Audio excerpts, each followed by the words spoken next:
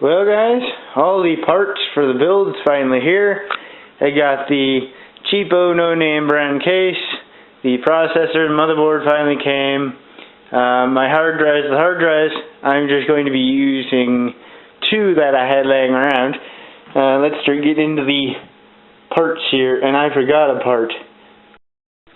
Well, here's all the parts for the new build I've been talking about doing. Had to wait. I had everything except for the motherboard that I wanted, and the motherboard that I wanted has been back ordered for about a week, and they told me it wouldn't ship out until after Christmas. So I was like, frig that, and I had them change it out with a different one, and the one that they chose, I'm not a big fan of. It is the ECS Elite Group A55 FM2 socket M3. Designed for APUs. It didn't get really great reviews. A couple of people had issues with it on first boot up, but it was a $50 board, so let's just hope and pray we don't have any issues with. The case, well, pretty stylish. It is a no-name brand, $13 case, which, I mean, feels pretty solid, but it's 13 bucks, so you get what you pay for. Hard drives. I just went with two I have laying around. Yes, this is a laptop hard drive. It is a 160 gig Hitachi hard drive, so it'll probably work. I've had this hooked up to a desktop before. And this one is a 80 gig Barracuda 7200 RPM Seagate drive. So yeah, not the greatest, but I wanted to keep this build in a budget. I had a $240 budget, and for the case, the power supply, which is an Ultra LS 600 watt with a lifetime warranty, case fan I had laying around, 4 gigs of DDR3 1866 megahertz Patriot Viper Extreme memory, a yellow LED 950 RPM 120 millimeter fan, and multi-disc LG DVD-ROM CD-ROM burner, the AMD A6 5400K. All of this was $242 as a bundle deal. So yeah, I am rather impressed at what I got. The A6 is only dual core, but I think that'll do just fine for now. Let's get to unboxing this power supply, shall we? Alright, so got the power supply box opened up here. Got the Ultra 600 watt power supply manual. This is not a very flashy looking power supply by any means. It is I highly doubt it even puts out 600 watts. I think it said it's got 580 watt continuous 600 watt peak power. It comes with power cord and nice enough to include the mounting screws. But get this thing out of the bag here. I'm probably going to have to set the camera down. Yep. Alright, so I got the power supply out of its package, and it looks decent. Comes with plenty of connectors, 24 pin, a couple of Molex, 4-pin CPU power, and I'm not even looking at the wires. This thing got good reviews. Well, some of them made me nervous. I've never used Ultra brand power supplies before. It's got 24 amps on the 3.3, 5 on the 5 plus volt. It's got 19 amps on the 12 volt rail.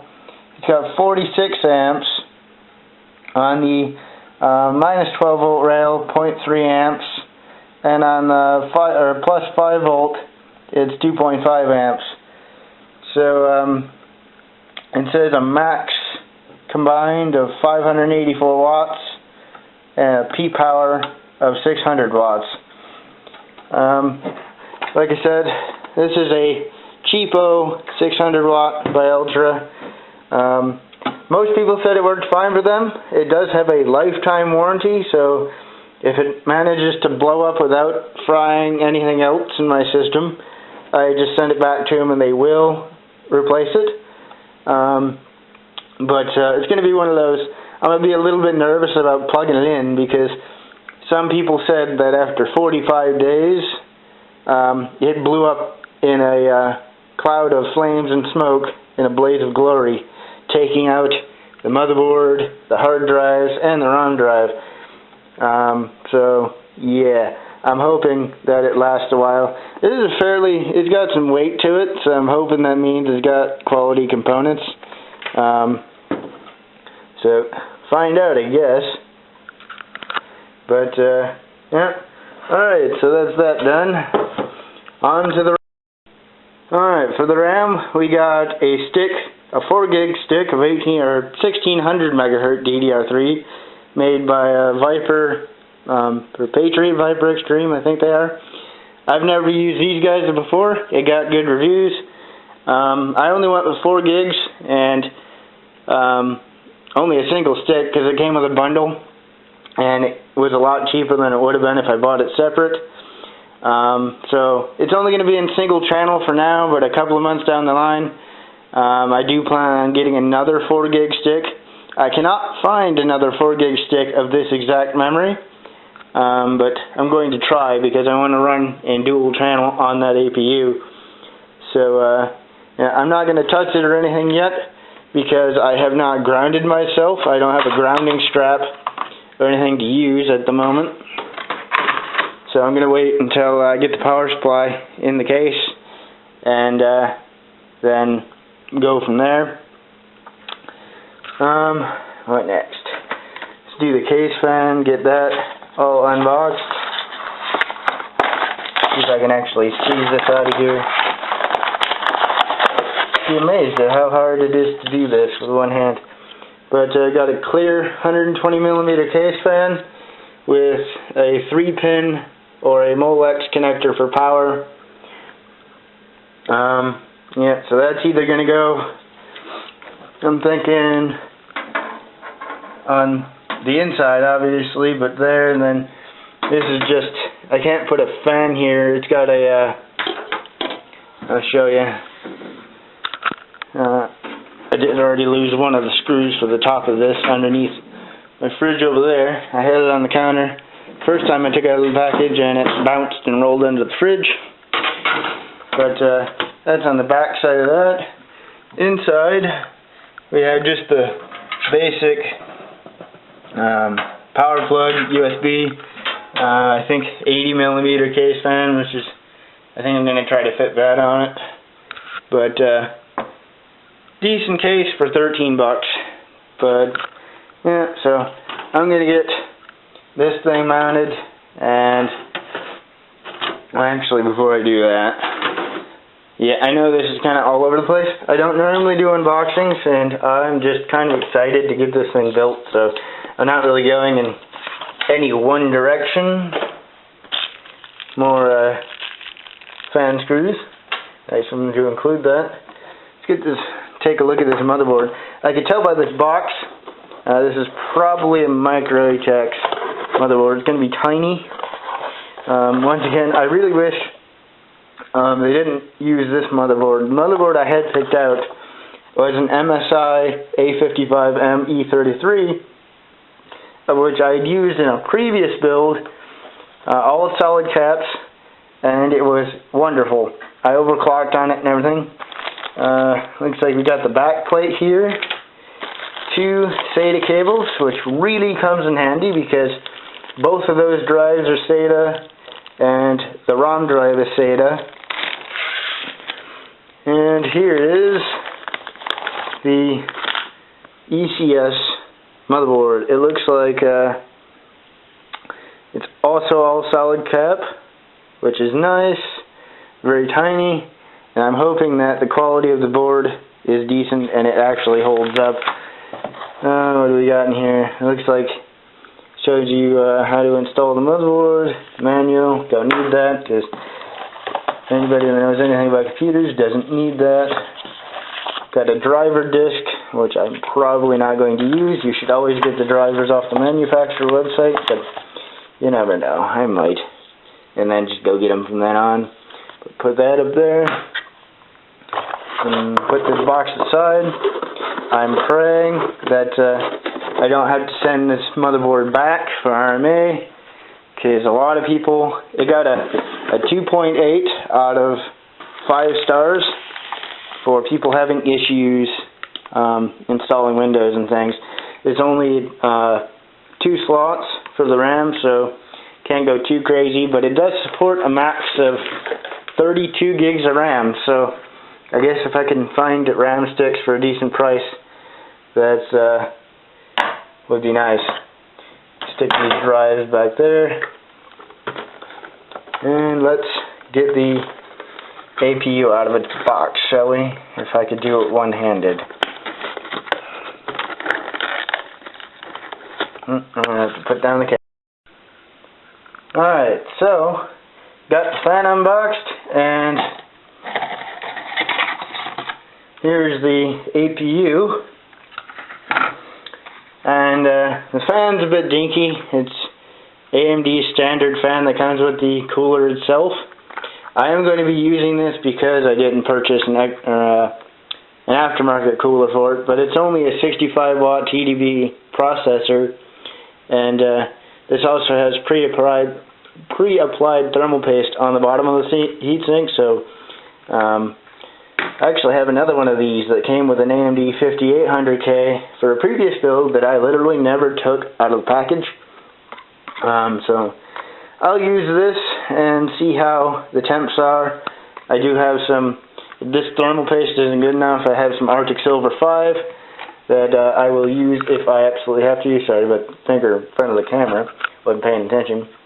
But yeah, so I wasn't very happy about having to use a stock cooler, but it's only a dual core. It's a 3.6 gigahertz dual core with a 3.8 gigahertz turbo boost, and I don't want to overclock on that ECS motherboard because that's just asking for trouble. That is like the scum of the low-end boards, so there will probably be no overclocking on that board. But yep, so we'll see how that goes. But I'm going to get all this together because I just totally unboxed everything, and it's all over the table now because I just want to get it together and make sure it works. So, and there will be the first power up.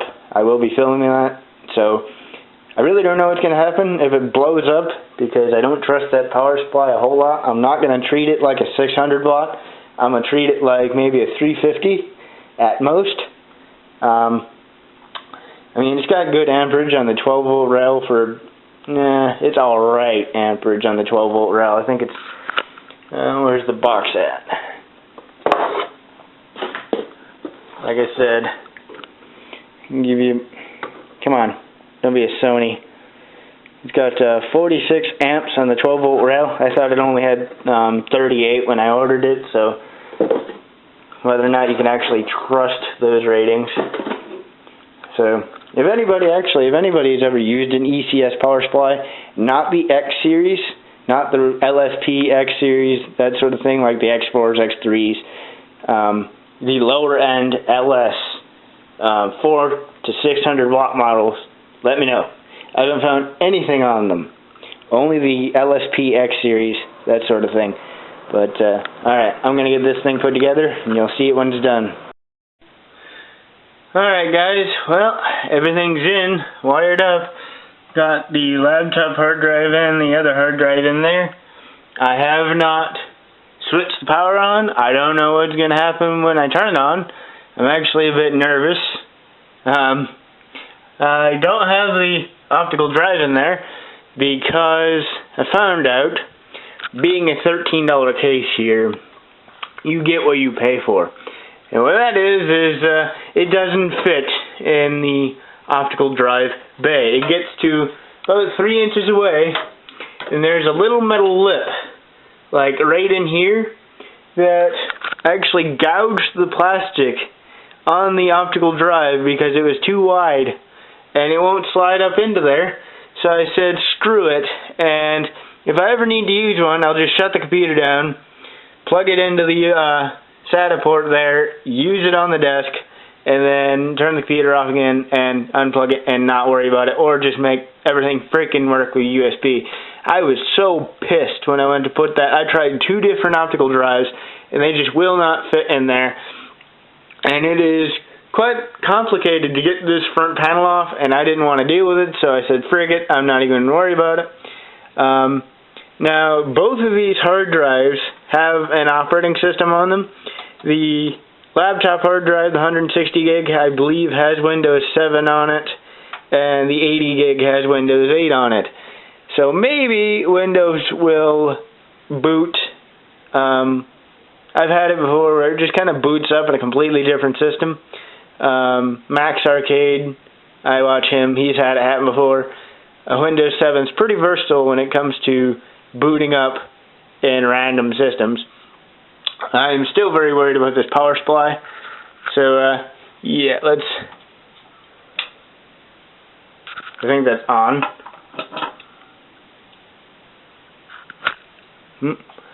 Must have been off. That's on. Everything's booting. It posted. It's booting into Windows XP. That's not going to work. Where the hell did Windows XP come from? Aha, I bet you it's on the 80 gig. Well, and I got the front panel hooked up correctly the first time. I am so surprised. But, alright, I guess I'll get the laptop and make a bootable either Windows 7 or Windows 8 install. I think the motherboard comes with a Windows 8 key on it, so I think that's what we will use. Alright. Talk to you guys. Alright guys, since I don't have an optical drive in there, I'm installing Windows 8 via USB, and the drivers and utilities disk that came with the motherboard, I'm currently copying onto another flash drive so I can run that and get that installed. But so far so good. I had the back case fan unplugged since I had the side off. It doesn't do much good, and it was just loud because I forgot it's a 3-pin, not a 4-pin, so it ran at full speed and I was annoyed. As far as the big yellow 120mm case fan, well, that requires a 4-pin Molex, or it's a 3-pin connector. It's not going to be loud because it only runs at 950 RPM, but I don't have another 3-pin slot on the motherboard, and I don't have an adapter to plug the 6-pin Molex in, so I'm going to have to go to like a Radio Shack or a Walmart and find one before I can use that fan, which kind of blows. But things are progressing along. Nothing's exploded yet. We're making good progress. So, yeah. I only have 2 minutes left of recording time, so I'm going to shut it down here and probably get the other video files off my camera once all this is done and continue on. Alright. Talk to you guys in a minute.